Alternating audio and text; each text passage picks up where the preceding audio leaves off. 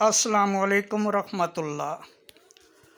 آپ دیکھ رہے ہیں پنجاب رنگ نظارے یوٹیوب چینل۔ تو ناظرین، اس چینل پہ آپ کو زیادہ تر انفارمیٹیو تاریخی جگہیں، مزارات، خوبصورت مقامات، شعر و شاعری، صحت سے متعلق معلومات، یعنی تقریباً ہر قسم کی معلومات آپ تک پہنچائی جاتی ہیں، اور بعض معلومات ایسی ہیں کہ جو عام لوگوں کو پتہ نہیں ہوتی۔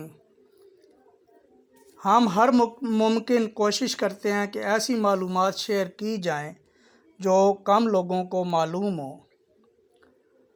اور لوگ اس سے فائدہ اٹھائیں۔ تو آج ہم آپ کو جو معلومات دینے جا رہے ہیں وہ ایک جانور ہے، نجس جانور ہے، جسے ہم ڈاگ یا کتا کہتے ہیں۔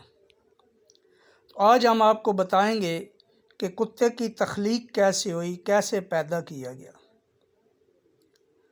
حضرت امام عبد الرحمن رحمۃ اللہ علیہ نے اپنی کتاب نزہۃ المجالس میں لکھا ہے کہ اللہ تبارک و تعالیٰ نے جب حضرت آدم علیہ السلام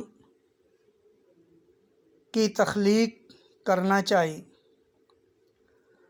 تو فرشتوں کو حکم دیا، زمین کے مختلف حصوں سے مٹی منگوائی گئی اور آدم علیہ السلام کا پتلا تیار کیا گیا۔ پتلے کے پاس ایک دن شیطان گزرا، جو اس وقت فرشتوں کا سردار تھا اور بہت ہی عبادت گزار تھا۔ اس نے حضرت جبرائیل علیہ السلام سے پوچھا کہ یہ کیا چیز ہے؟ تو جبرائیل علیہ السلام نے بتایا کہ یہ حضرت آدم علیہ السلام کا پتلا ہے، اللہ تبارک و تعالیٰ اس میں روح پھونکیں گے اور اس کو زمین پر خلیفہ بنائیں گے۔ چونکہ شیطان میں غرور تھا، گھمنڈ تھا، تو اس نے حضرت آدم علیہ السلام کے پتلے پر تھوک دیا، جو کہ آدم علیہ السلام کے پیٹ پر گرا۔ تو اللہ تبارک و تعالیٰ نے حضرت جبرائیل علیہ السلام کو حکم دیا کہ فوراً آدم علیہ السلام کے پتلے سے تھوک والی مٹی ہٹا دو۔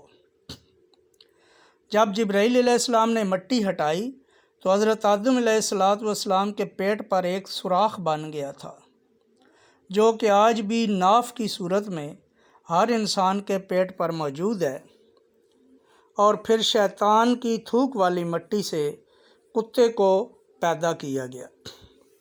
ایک اور روایت ہے کہ حضرت علی رضی اللہ تعالیٰ عنہ نے رسول اللہ صلی اللہ علیہ وسلم سے دریافت کیا کہ کتوں کو کیسے پیدا کیا گیا، تو حضور نبی کریم رؤوف الرحیم صلی اللہ علیہ وسلم نے ارشاد فرمایا کہ جب حضرت آدم و حوا علیہ السلام کو زمین پر بھیجا گیا تو دونوں خوف سے ایک پرندے کی طرح کانپ رہے تھے۔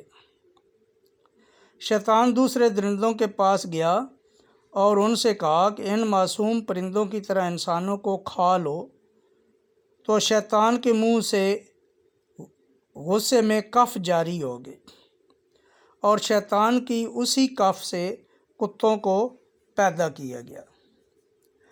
دونوں روایات میں سے جس کو بھی دیکھیں اس میں شیطان کا ہاتھ ہے، اور کتے کو پیدا کرانے میں شیطان کا ہاتھ ہے۔